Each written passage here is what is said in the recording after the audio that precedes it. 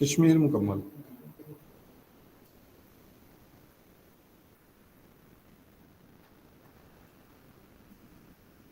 आज ये कुछ चीज़ें कर लेते हैं, जैसे हम लेक्स की बात करते हैं तो तरतीब से लिखते जाइएगा बच्चों साथ साथ ना, क्योंकि थोड़ा काम ज़्यादा कवर करना है। हम इसके साथ आज फ़लस्तीन का इशू भी डिस्कस कर लेंगे। कल कश्मीर इशू हमने डिस्कस किया था, आज फ़लस्तीन इशू डिस्कस कर लेंगे। उसके रिलेटेड जो मैक्सिमम एमसीक्यूज आ सकते हैं वो हम सारे डिस्कस कर लेंगे। लेक्स की अगर बात करते हैं तो हम वर्ल्ड वाइड लेक्स की से बात स्टार्ट करेंगे। पूरी दुनिया में जो सबसे बड़ी लार्जेस्ट लेक है, लेक नदी को बच्चों कहते हैं, नदी को लेक कहते हैं जहां से मोस्टली दरिया शुरू होते हैं। लार्जेस्ट लेक है साल्ट वाटर, ऐसी लेक जिसका पीने का पानी जो है वो पीने के काबिल ना हो। ये आपकी है कैस्पियन सी। कैस्पियन सी बच्चों आपको सेंट्रल, नाम इसका सी है लेकिन ये है लेक, सेंट्रल एशिया में मिलेगी पहली। दूसरी आपकी है largest in terms of fresh water, जो पानी पीने के काबिल हो। फ्रेश वाटर के हिसाब से जो दुनिया में सबसे बड़ी लेक है बच्चों वो है सुपीरियर लेक। आजा भाई तू पढ़ा ले। सुपीरियर लेक कनाडा और यूएसए के बॉर्डर के ऊपर है, कनाडा और यूएस के बॉर्डर के ऊपर है। फिर तीसरी लेक है डीपस्ट लेक। डीपस्ट लेक जो है वो लेक बेकाल है,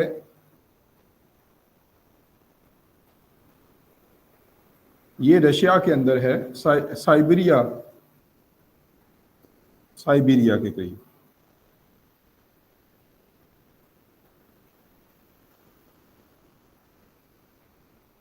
ये वाटर वॉल्यूम के हिसाब से दुनिया की सबसे बड़ी लेक भी है।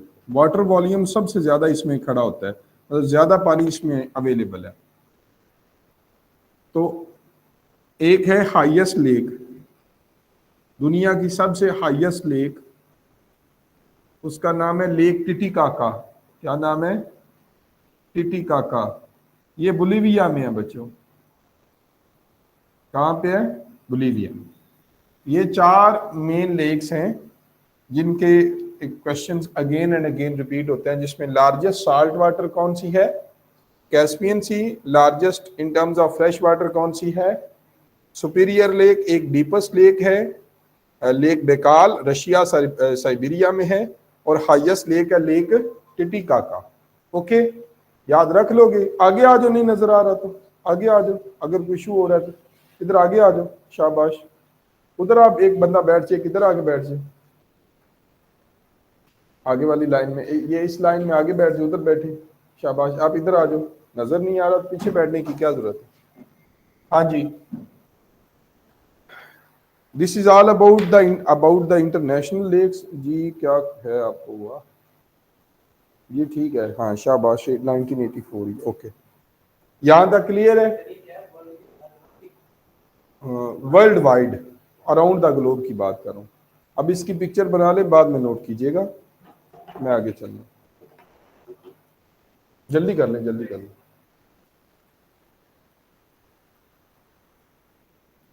साथ साथ प्लीज नोट करते जाएं, काम ज्यादा थोड़ा, क्योंकि हमने वर्ल्ड वाइड हर एक चीज को कवर करके फिर पाकिस्तान की तरफ भी आना है, तो उसके लिए लाजमी है कि हम चीजों को टाइमली कवर करें।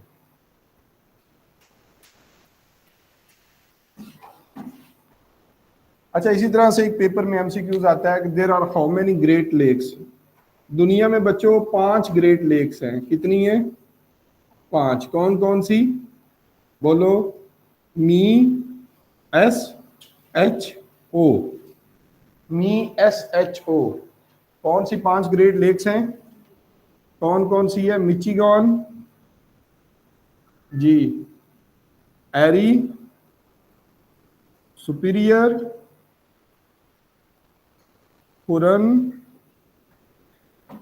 Ontario. These are the 5 Great Lakes. और ये पांचों की पांचों यूएस में है, नॉर्थ अमेरिका में। इस तरह से इनको याद रखना है कि ये 5 ग्रेट लेक्स हैं। कौन सी ग्रेट लेक्स हैं ये? 5 ग्रेट लेक्स। कहाँ पे हैं ये? यूएसए, नॉर्थ अमेरिका में है। मी एसएचओ, मिशिगान, एरी, सुपीरियर, हुरन और ओंटारियो। ये 5 ग्रेट लेक्स हैं आपकी।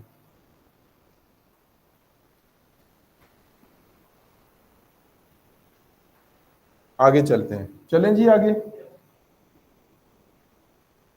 अगली बच्चों बात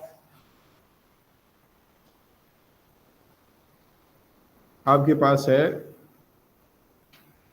जो आर्टिफिशियल लेक है, जो खुद इंसानों ने खोद के बनाई हो। पूरी दुनिया में जो सबसे बड़ी आर्टिफिशियल लेक है वो लेक कैरिबा है। क्या नाम है उसका? लेक कैरिबा। लेक कैरिबा बच्चों जम्बिया एंड जिम्बाब्वे के दरमियान है, अफ्रीका में है ये तो थी इंटरनेशनल लेक्स के बारे में थोड़ी सी बातें। अब आ जाए पाकिस्तान के ऊपर। पाकिस्तान में जो सबसे बड़ी लेक है, नंबर 1 फ्रेश वाटर जो लेक है वो सिंध के अंदर है, फ्रेश वाटर लेक। और नेचुरल जो कुदरती तौर पे हमारे पास लेक है वो है मंचर। मंचर सिंध के अंदर है। दूसरी आर्टिफिशियल जो खुद हमने खुदाई करके बनाई हो, पाकिस्तान की सबसे बड़ी आर्टिफिशियल लेक जो है वो लेक किंजर है। ये भी सिंध के अंदर है। हाँ जी, पाकिस्तान की सबसे बड़ी फ्रेश वाटर कौन सी है? मंचर। पाकिस्तान की सबसे बड़ी आर्टिफिशियल कौन सी है? किंजर। हो गया नोट, आगे चलें। कॉन्सेप्ट कोई इसमें मेरे ख्याल में कॉन्सेप्ट तो है कोई नहीं है, इसलिए मैं इसके ऊपर टाइम भी नहीं ज्यादा लगाऊंगा। स्टोरी को इसमें बनती नहीं है समझाने वाली जी। लेक किंजर की KINJHER, ये एक किस्म की कास्ट है सिंध के अंदर ना, किंजर कास्ट है ये सिंध के अंदर, इंटीरियर सिंध के अंदर, ये ठट्टा के करीब करीब है ये। ओके जी, आगे चलें, आगे चलें। ठीक,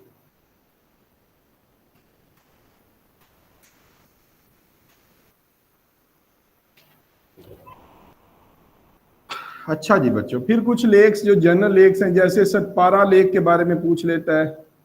कचूरा 1, कचूरा 2, ये तीनों बच्चों स्कर्दू में है। अच्छा मुझे बताइएगा स्कर्दू गिलगित में है बल्तिस्तान में है?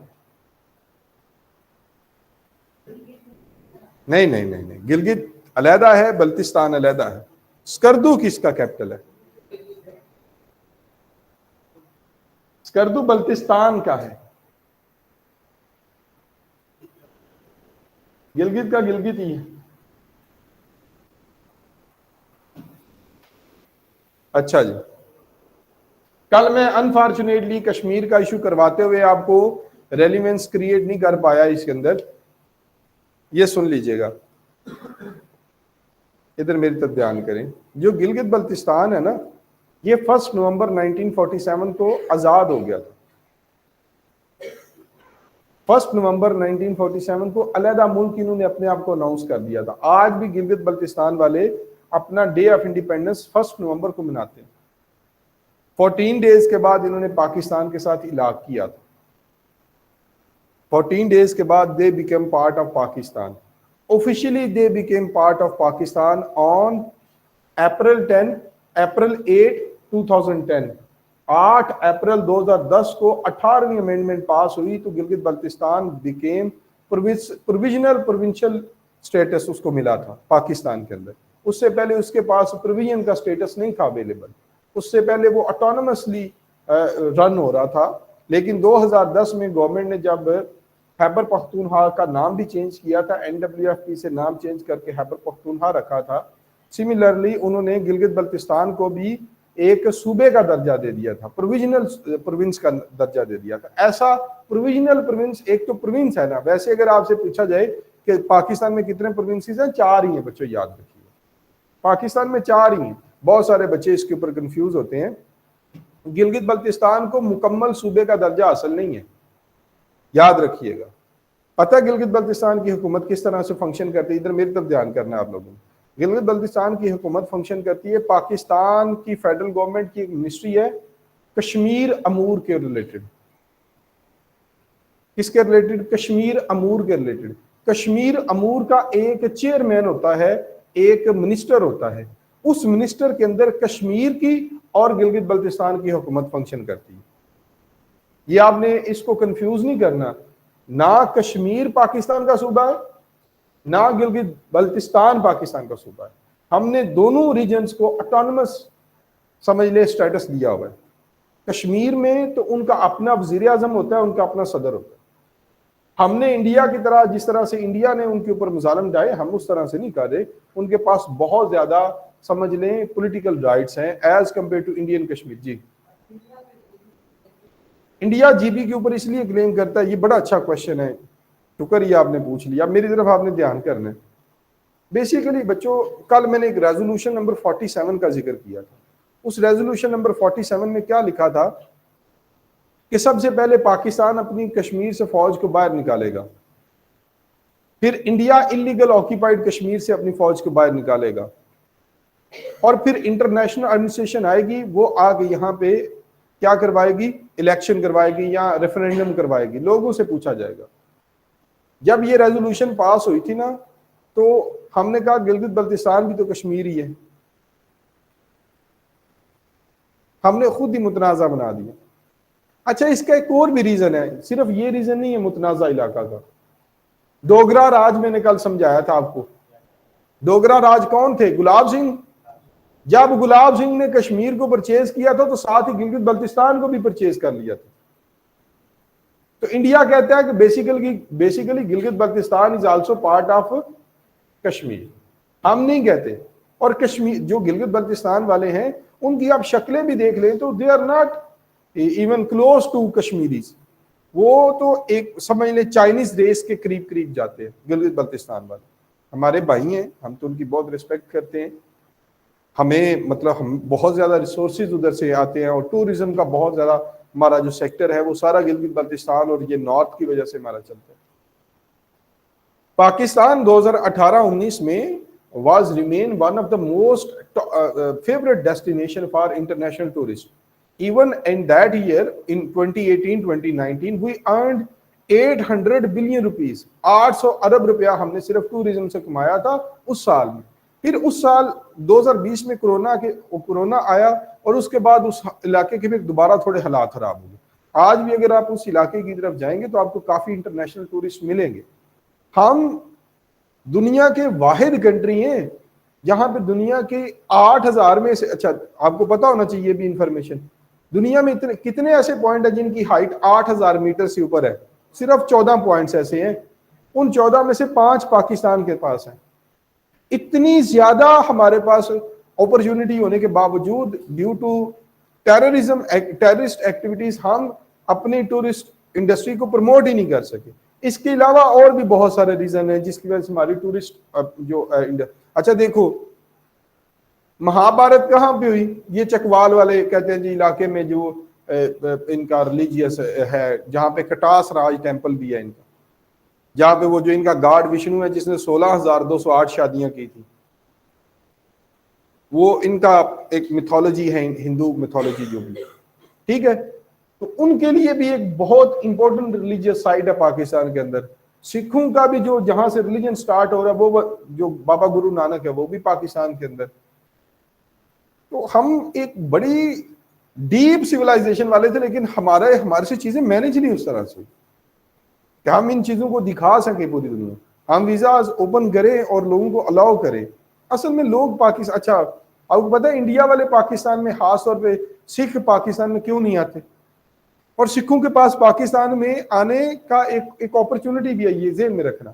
उनके पास अपॉर्चुनिटी होती है कि जब वो पाकिस्तान में आए, खास तौर पे बाबा गुरु नानक के पास आए, तो बाबा जी गुरु नानक जो एक तो उधर है शकरगढ़ के करीब, जो उधर है नारोवाल के करीब, एक ननकाना साहब, अगर उधर आए तो उनके पास अपॉर्चुनिटी होती है कि अपने उसके ऊपर स्टैंप करवाएं या ना करवाएं। मतलब वैसे तो है कि आप किसी दूसरे मुल्क में जाएं तो आपने मस्ट स्टैंप करवानी है अपने उसके ऊपर, पासपोर्ट के ऊपर, लेकिन पाकिस्तान उनको अलाउ करता है, खास तौर पे सिखों को, कि आपके पास अपॉर्चुनिटी, आप स्टैंप कराएं या ना कराएं। क्योंकि इंडिया ने हमारा इमेज पूरी दुनिया में इतना खराब कर दिया है कि अगर पाकिस्तान का वीजा लेके वीजा लगा होगा आपके पासपोर्ट के ऊपर, तो बहुत रेयर चांसेस हैं कि आपका किसी फॉरेन कंट्री का वीजा लग सके। समझ आ गई है? तो कौन ऐसा मुल्क है जो कहेगा कि हम ऐसी जगह पे जाएं जहां पे दहशतगर्दी बहुत ज्यादा? कोई ऐसा बंदा कहेगा कि मैं देखने जाऊं नज़ारे और आगे से मिले मेरी लाश, और लाश भी इतने टुकड़ों में है? वो आएगा पाकिस्तान में? हमसे बेसिकली अपने हालात ही कंट्रोल नहीं। अगर तो हम हालात कंट्रोल कर लेते तो सऊदी अरेबिया में रिलीजियस टूरिज्म ही है ना सऊदी अरेबिया की। अच्छा, सऊदी अरेबिया के पास ऑयल से ज्यादा जो उनके पास पैसे आते हैं वो रिलीजियस टूरिज्म से आते हैं, हज और उमरा से। हमारे पास भी तो रिलीजियस टूरिज्म है, लेकिन हम तो उस तरह उसको प्रमोट ही नहीं कर सके। टेक्सला भी है, मोन्जोदाड़ो भी है, लेकिन हमने कहा बस ठीक है, ये हमने संभाल के रखने, किसी को दिखाने नहीं है। तो सतपारा, कचूरा, कचूरा 1 और कचूरा 2, ये 1 है और ये 2, ये स्कर्दू में है। हाना लेक बच्चों क्वेटा में है। हाना लेक कहाँ पे है? क्वेटा में है। लोटस लेक बच्चों इस्लामाबाद में है। लोटस लेक इस्लामाबाद में है। जो आपकी है लेक सैफुल मलूक,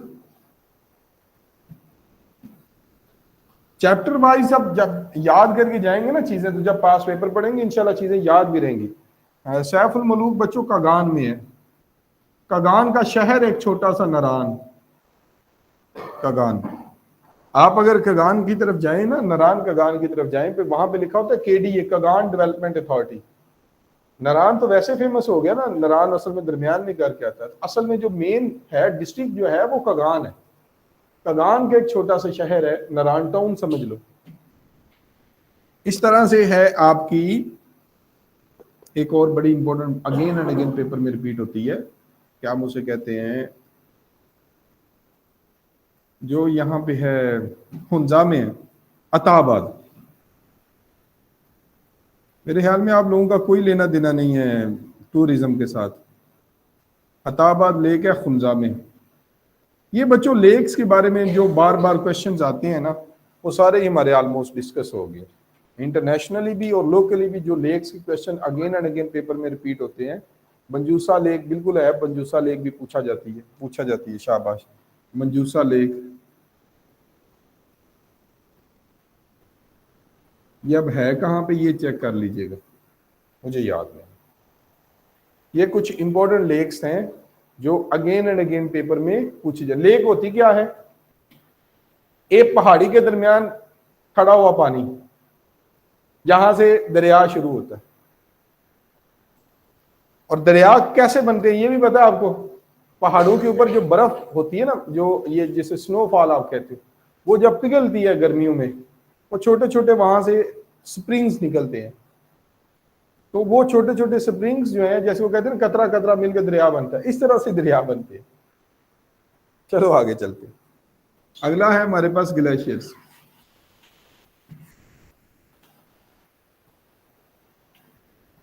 ग्लेशियर्स बच्चों जो पूरी दुनिया में टोटल ग्लेशियर्स हैं इस टाइम 198,000 ग्लेशियर्स हैं टोटल अराउंड द वर्ल्ड। ठीक है जी, पता तो है ना ग्लेशियर क्या होता है? वो स्नोफॉल, बड़े बड़े तोदे स्नो के, उसे आप ग्लेशियर कहते हैं। कितने हैं टोटल पूरी दुनिया में? 198,000।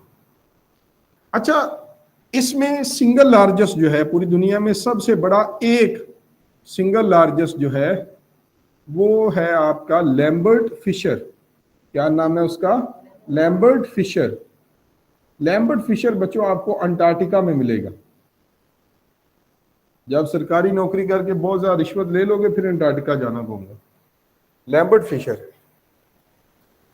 अच्छा, एक पीटरमैन ग्लेशियर है, ये भी पेपर में पूछता है पीटरमैन ग्लेशियर कहाँ पे है। तो बच्चों ये ग्रीनलैंड आइलैंड पे है। कहाँ पे है? ग्रीनलैंड आइलैंड पे है पीटरमैन ग्लेशियर।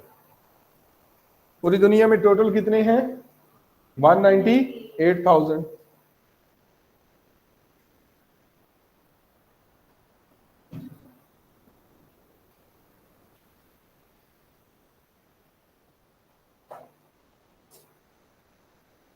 आगे चले, नोट हो गया ये। अब आ जाए पाकिस्तान के ऊपर।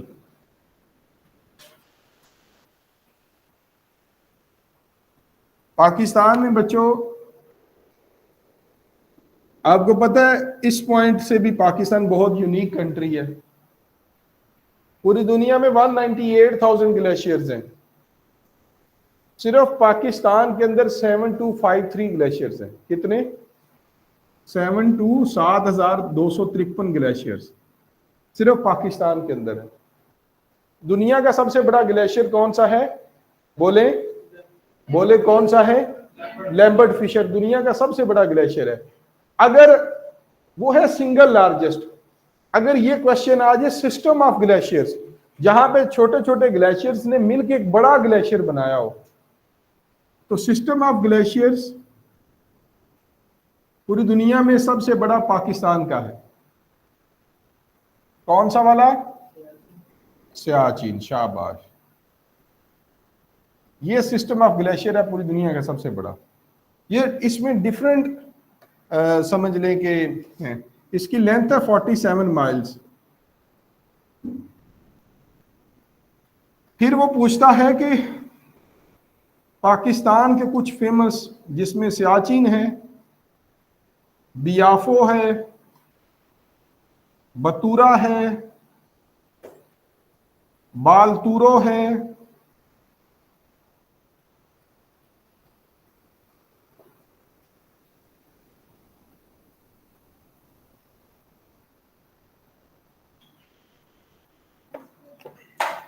इस पर है, चोगोलुग्मा है, और ये पूछता है कि सारे के सारे किस रेंज में है? कराकरम रेंज। कराकरम रेंज पाकिस्तान और चाइना के दरमियान है। कराकरम रेंज पाकिस्तान और चाइना के दरमियान। दोबारा मेरी बात जरा ध्यान से सुनिएगा। देखो आपसे पेपर में क्वेश्चन कैसे पूछेगा? Batura is situated in which one of the following country? नहीं, ऑप्शन देगा Pakistan, China, India, none of these. Pakistan. Baltoro Pakistan. Chogolungma which one of the following, sorry, Siachen glacier is a part of which range? जी, सियाचिन इतना बड़ा ग्लेशियर है कि वो कुछ पाकिस्तान के पास भी है, इंडिया के पास भी। सियाचिन की जो पहाड़ी है उसके ऊपर इंडिया का कब्जा। सियाचिन का जो ग्लेशियर, इसका पानी पाकिस्तान की तरफ ही आता है। आपका जो दरियाए सिंध है, इसका जो मेजर वाटर सोर्स है ना, वो सियाचिन ग्लेशियर, दरियाए सिंध का। आगे चलें बच्चों, यहां तक क्लियर है? ग्लेशियर को भी क्लोज करो। फिर हमारे पास नेशनल एंथम आ जाता है।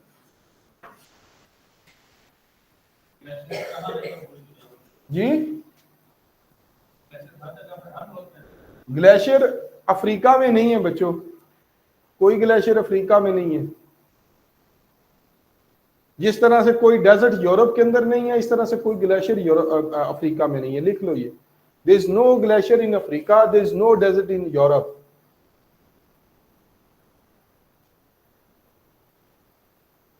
आगे चले बच्चों, नेशनल एंथम की अगर बात करते हैं,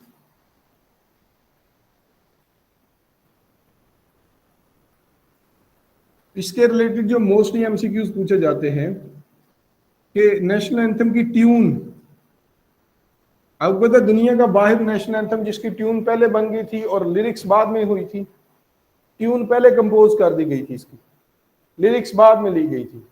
तो ट्यून किसने कंपोज की थी? अहमद गुलाम चागला साहब ने। किसने? कब की थी? 1949 में। कब की थी बच्चों? 1949।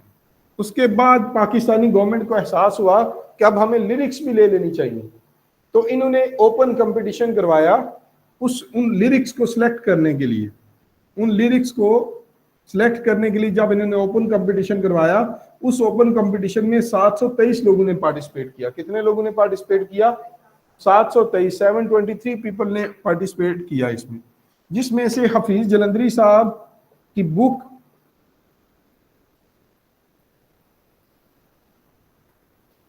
चिरागे शहर, वो सिलेक्ट होती है। उसमें से आज जो हम नेशनल एंथम पढ़ते हैं पाकिस्तान का, वो यूज होता है। आज जो हमारा नेशनल एंथम है चिरागे शहर, इसमें सिर्फ एक वर्ड जो है वो उर्दू का है, का सिर्फ उर्दू है। बाकी सारे जो आपके वर्ड्स हैं वो फारसी लैंग्वेज में।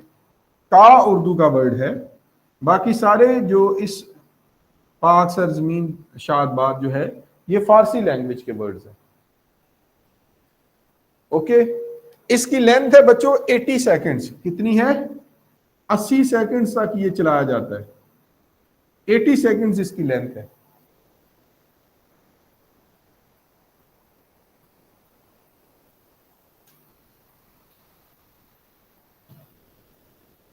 वर्ड्स क्या सबा, क्या पूछ रहे हैं वर्ड्स?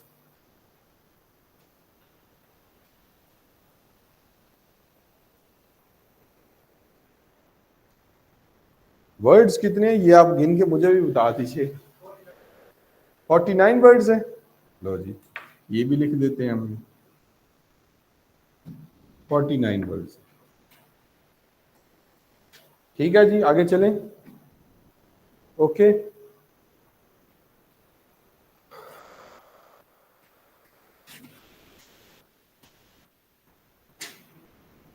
फिर है जी आपके पास लैंग्वेजेस,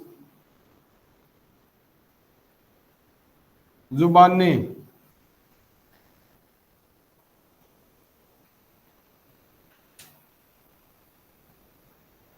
पूरी दुनिया में सबसे ज्यादा लैंग्वेजेस बोली जाती हैं पपुआ न्यू गिनी में।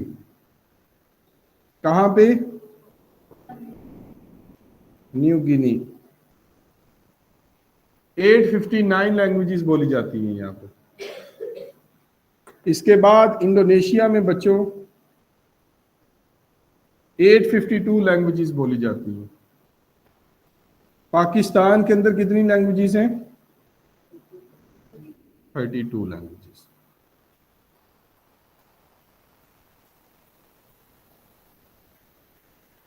ठीक है,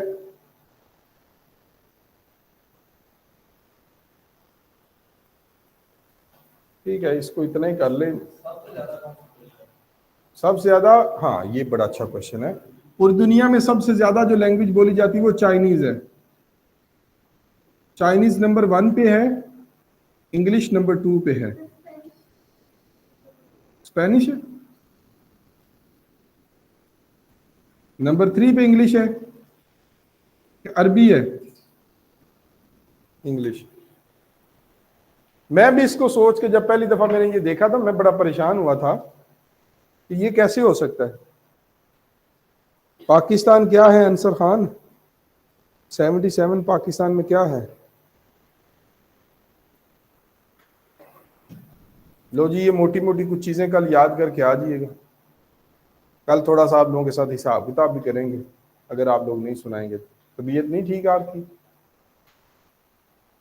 कोई नहीं, मैं 3 दिन मलेरिया में पढ़ाता रहूं, कोई नहीं, खैर है, ये होते रहते मामला।